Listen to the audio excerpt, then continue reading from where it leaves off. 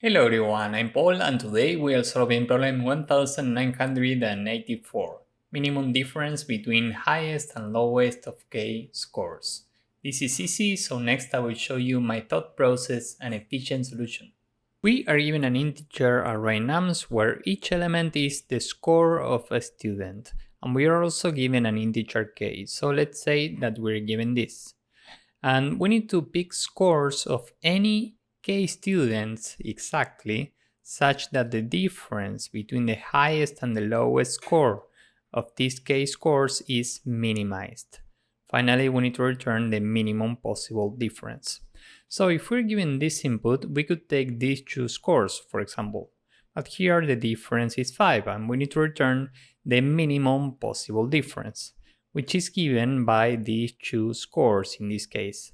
9 minus 7 is 2, and this happens to be the minimum possible difference, so for this example we return 2. Now maybe you are thinking about trying every possible pair, but the problem is down here in the constraint. We know that k can be up to 1000 and we can have up to 10 to the power of 5 numbers. This means that we could have up to 1000 nested loops. Of course that this is not efficient at all. We need to think about something else. Now let's say that we're given this input, k is free. My first intuition is to sort nums. So after sorting we get this. And maybe you're thinking about iterating chunks of k, meaning free in this case. Every time we are keeping track of the minimum and maximum values. The result is initially positive infinity because we are looking for the minimum possible difference, so it's reasonable to start from this point. And here the maximum number is 7, the minimum number is 1, the difference is 6, and given that 6 is smaller than what we have in the result, we update this to 6. Next, we are iterating the next chunk of free, meaning we are iterating this. Here the maximum number is 9, the minimum number is 4, the difference is 5, given that 5 is more than 6, now the result is 5.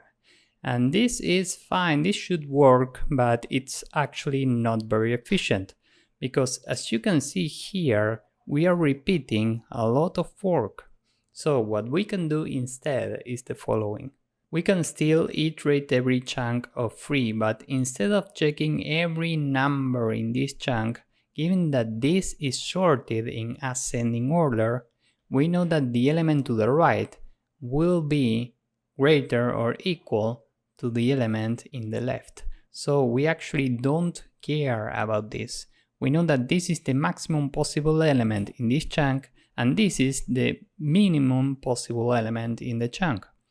This means that we can update the result with the minimum between what we have here and 7 minus 1. We only need to do this calculation. This is 6, this is more than infinity, so this is now 6. Now we are with this subarray and we know that this is the largest element, this is the smallest element, so we don't care about this. The difference between 9 and 4 is 5, and given that 5 is smaller than 6, the new result is 5. So finally we return 5, and with this small change, now this is very efficient. Regarding time complexity, it's big O of n log n because we need to sort nums. This is very important, and this requires big O of n log n. And space complexity is big O of n because of the required space for sorting in Python. So with this in mind, now let's go with the code. First, n is the length of nums, and we need to sort nums, so nums.sort. The result is initially positive infinity, and now we can say for every index in range from k minus 1, because this is inclusive, all the way up to n, the maximum value is nums at I, and the minimum value is nums at I minus k minus 1. So the result every time will be the minimum between what we already have in the result and the difference of maximum minus minimum. Finally, we can return result. So this is the entire code. Now let's submit this.